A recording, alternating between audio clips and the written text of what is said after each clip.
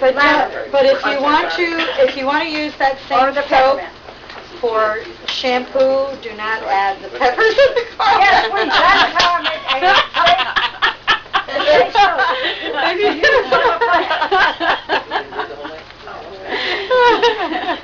No vampires. Right, no vampires. You can use permaculture for entertainment. Who's got kids? You got kids? You got kids. Okay. I got a bunch of them. Okay. You know, there's nothing more fun than to take a kid out into the garden, give him a trowel. Kids love to garden. And you can teach them to garden, you can teach them to weed. Anybody want to loan me one? I hate weeding. I have 7 kindergartners that we have just started our own garden. So you can teach them and get them away from the TV. TV is one of the worst things. Or video games. Because what happens is it dumbs them down. Now, I'm not real fond of worms, or lizards, or frogs, but little kids love them. They do. They do. Had this one little kid come to visit, and he was catching the lizards and then making them bite his ears. Walking around with these lizards on his ears. Loved it. He had a ball. I took the same little kid hiking one day. They'd never been hiking. All they ever did was watch or play video games. They came back. There was 2 of them. Alice and I took them out in the woods. We were showing them the skinks and we were showing them other things. They come back and they tell me, Mom, you wouldn't believe what we saw. They didn't know it existed. So you can use permaculture to teach your children about the natural cycles of the earth. And it's really important that they learn that. Because there's going to come a day when video games might not be available. Or computer. Or all these things that we see. The plastic. Yeah. Teach them, get them to help you raise chickens. They love it. It's amazing the wonder in a child's eyes when they really learn nature. It really is. You know, I'm thinking, but they should have already known this. They should have already seen this. They should have been exposed to this. But they weren't. And it doesn't matter whether you live in suburbia, an apartment, or whatever. Give them some seeds and some dirt and let them plant them. And let them watch them come up. If you have sweet potatoes, teach them how to grow a sweet potato. You know, toothpicks in the sweet potato, stick part of it in the water, and let it grow and become a plant. It comes about fast because they tend to be impatient and it's attractive. Yeah. Let them learn while you're learning. And sprout. I guess they're pretty quick for... Yeah. Sprouting. That's something else you can do at home. Helps your diet. There's little contraptions, little plastic thingies, unfortunately, but that you can get. They're a little, but they're like, you know, anywhere from $8 to like $16. Do you have any sort of like little cheap recycled way of things that you can use to make a sprouting container? Okay, that's real easy. You take a jar, a mason jar, any kind of jar that you want to recycle. Okay? Get a little piece of muslin or light kind of material. Cut you a square that fits over the top, and hopefully you have a lid that doesn't have a top. Or a rubber band. Or a rubber band. Put it around there, and you've got your seed sprouter. Just have to remember to rinse it out whenever you're rinsing them. Cheesecloth, you can use cheesecloth, anything. And then just use the, like, you know... The ring. The ring. Right. It's real easy. The one thing I wanted to add was there was an exercise in the very beginning of Gaia's Garden that Toby Hemingway does, where you create your own ecosystem in a jar. I think you put like a little bit of like pond water or something, then some earth, and then you just close up the jar airtight, and you just put it on your windowsill and just leave it. See what grows in it. And just see what grows in it. And kids are freaky over that, like, Yeah. whoa. Yeah. That's actually what I'm doing for Mother's Day. I'm a wino and I drive. I buy the gallon jug, and that's what I do. We're doing little terrariums. We have a pond at our That's school. cool. We have a pond at our school, and so I was like, I'm wondering. I haven't done it yet. I'm saving it for Mother's Day, but I'm wondering what kind of plants I could put in there. So I'm gonna try But the pond see, with water. this, you don't have to put anything. You just put earth The pond water. and just the awesome.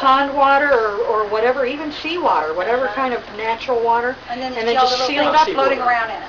And then, huh? Not seawater? Oh, pond water. Well, whatever, We however have they a do it in pond the right beginning at of that book. school, so that would be. So then they can see what grows in the water. Yeah, because all kinds of things, it'll Yeah. create its own little rainforest in there. Okay, speaking of water, Jessica, you I can don't buy have anything. is this a natural pond or a Yes, fish pond? it's a natural pond. water. You do not have to have an irrigation system to grow a garden. The garden. Now, you may have to pull the hose out there on an extremely hot day until things get started. But there's another way. Rain barrels. Uh-huh. And you can get them for free. You can get them for free by attending a rain barrel conservation program through the county extension office. Pinellas County does it. You get 2 barrels for free. And Pasco County does it. Pasco County and Hillsborough County. And if you hear when they're going to have one, sign up real fast because they get filled up real quick. Even if you're not going to use this, find out somebody who'll use the barrels. Right. Yeah. Yep. And you can also Yeah. take, even in an apartment, those 5-gallon buckets.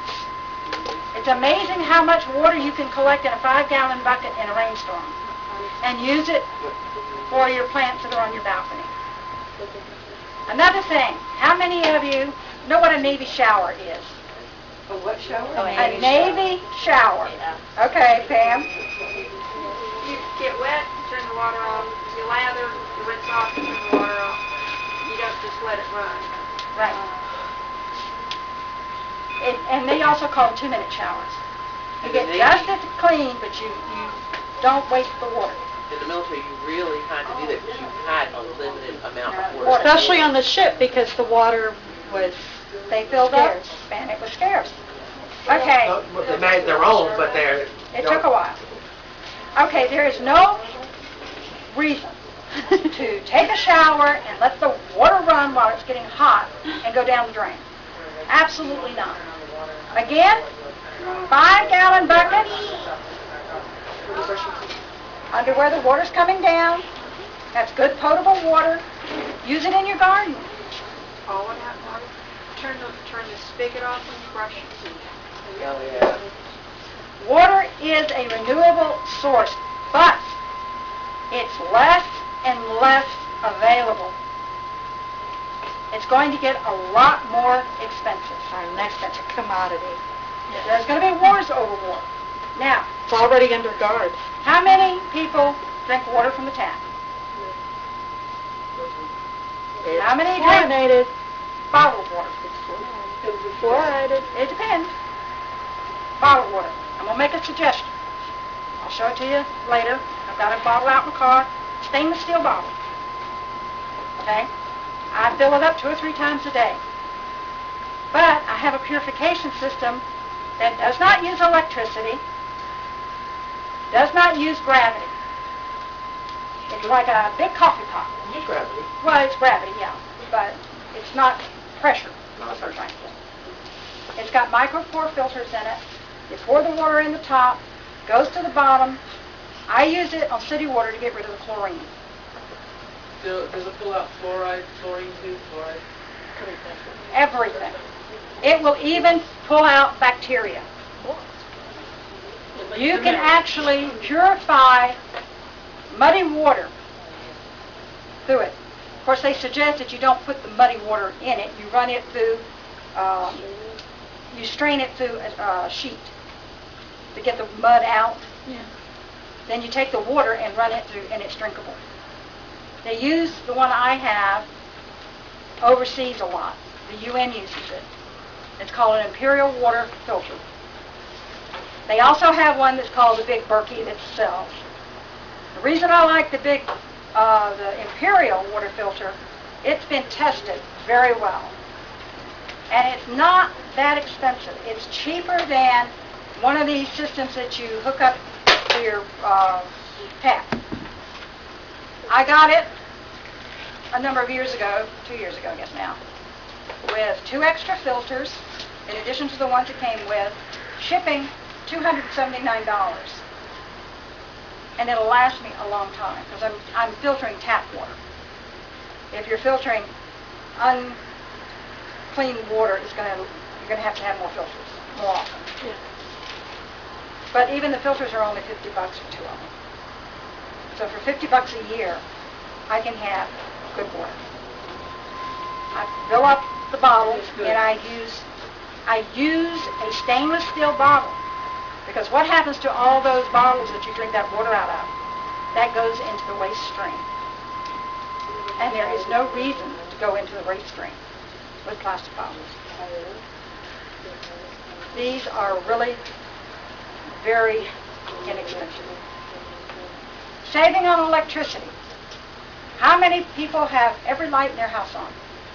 All the time. Can we back up for 1 second? I just Yeah. want to say that if you want to go online too, I think it's under Do It Yourself or educateyourself.org, and I'll confirm this in probably another class, but they also have plans on how to make a solar distill, which at one point in time we'll probably have a little workshop on, that you can, it's all done by the sun. If they use wood, I would suggest paying the extra money and having like a stainless steel one made, which I understand that Hillsborough Sheet Metal on Nebraska Avenue, if you give them the plans, I haven't tried it yet, it's on my list, but if you give them the plans, they'll make whatever you want. And it uses the sun for it to heat up the water, condenses on the glass, rolls down, goes in, and if you store it in glass jugs, then you'll get on average about 1.5 gallons of distilled water every day. Just from the dew and condensation? Yeah. Well, you have to fill up, you may have to fill up the reservoir, fill up the water, and whenever it gets dry and what have you, to add water to it, whether it's rainwater, whether it's city water, you know, and at some point in time you're going to have sludge at the bottom with all that stuff, it's impurities that are left over. And it amazes you what is in your water if you're using tap water. Yeah. It's making people ill. Yeah. Okay, so let's go to electricity. Okay. How many of you leave every light in the house on, even if you're not in that room? See, we got some people who don't do that. That's good. Okay. You need to start conserving electrical energy also.